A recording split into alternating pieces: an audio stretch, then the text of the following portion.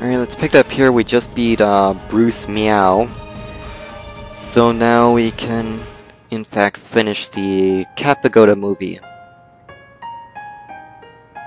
Okay, the fortunate thing about this character is that we don't fight him. It's not really necessary.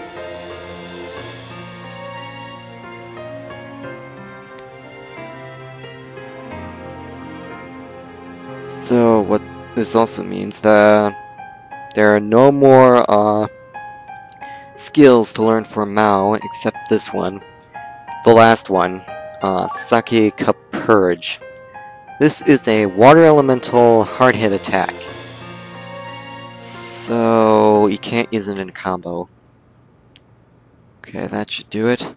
You can actually, if you look at the Mao's personal stats and look at what it's called Pagoda, you can actually see all the characters you fought.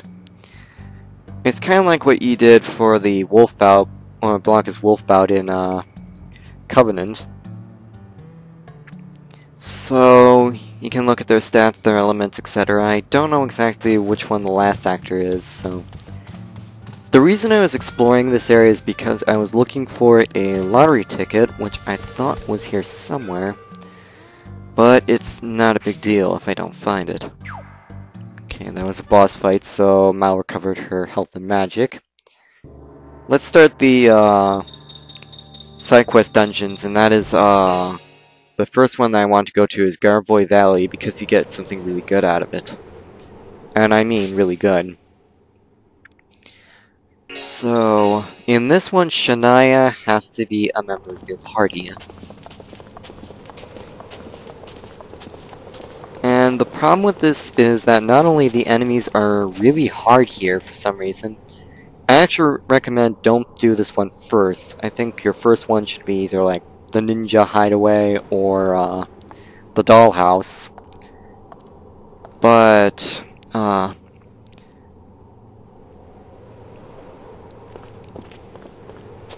the one thing about this that makes it long is that there are a lot of dialogue scenes. Some of these are just mostly Shania reminiscing about her past here.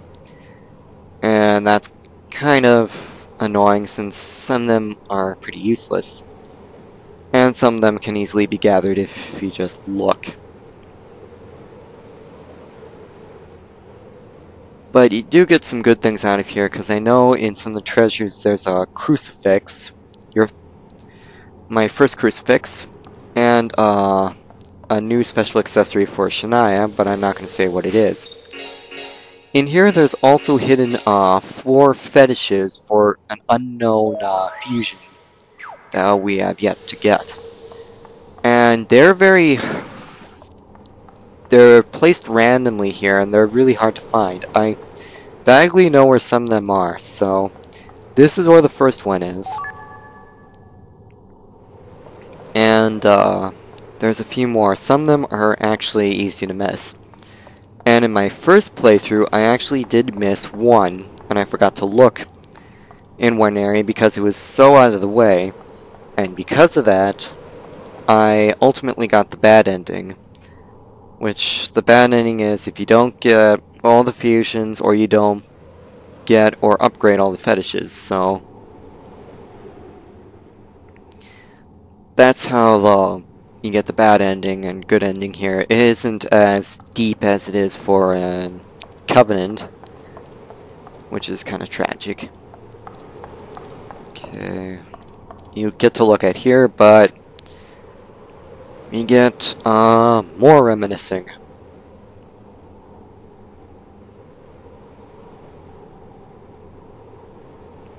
Well, how else do you think you're supposed to get over the crevices? Jump over them? Yeah, there is a ladder here somewhere where you can actually cross this crevice, but we can't do that yet. More reminiscing. This is, I think, one of the most useless dialogue scenes I've ever seen. Because it's just mostly an observation that Lady had destroyed the village, and Shania says absolutely nothing. Okay, there's a Daphne fruit here. There's a treasure chest over there, but I do recommend once we get a ladder, we should cross the crevice back here, even though we get the ladder further up. Okay. Let's see what's over here. Whoops. Yeah, you'll see how tough these enemies are. Are you threatening me? I guess I was really bold in this circumstance. Stupid red gravity.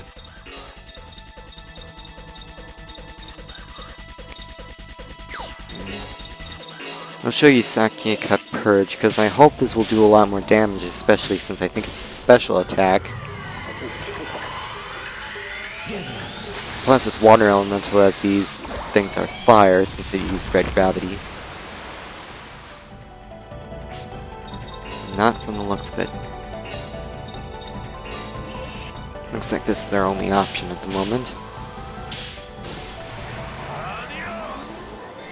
This was a very clumsy win. So... But that was just the intro. And that's only the medium level enemies. There is actually one that's a little weaker.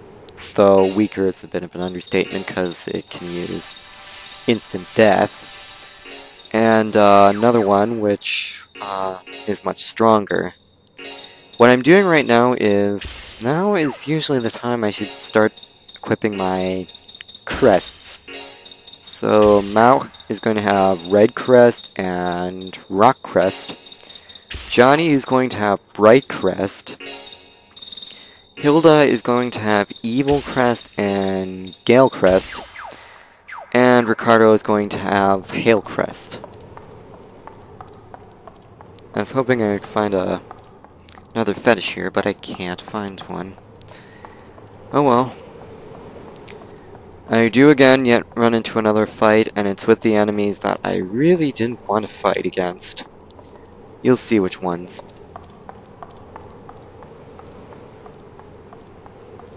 Okay. I guess it isn't now, but it's a little later. Okay, lottery ticket here. We're supposed to actually go in this direction, but we can't because we don't have a ladder, so it's this way. And I know there's a fetish amongst these boulders, which is this one. And that just leaves two. One, I know exactly where it is because it was so out of place. And the other one, which I don't know exactly where it is.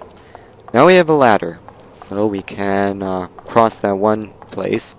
But first I'm trying to see if the one fetish I don't know where it is here. But it turns out it's not. But I figured that out a bit too late once I get into a fight. This is the enemy I would warn you to avoid as much as possible. I'll show you the crest. This is Hail Crest. It's mid-range. And it's a standard hit, so it just pushes an enemy aside. Like all the other crests, they do induce debuffs. So, in Covenant, Hail Crest does a special, Hail Crest does evasion down in Covenant. From the New World, it's no different. What I'm going to do is gather these enemies into an area. I don't exactly have enough time to actually finish this combo, but even so, you'll see me finish this fight later. I'll show you, no, that's not... I'm trying to knock them to the ground, but then I decided if they're going to be back with a vengeance, I should just use, something else. But then again, I don't have enough time at the moment, so I'm going to wrap up here, and I will see you later.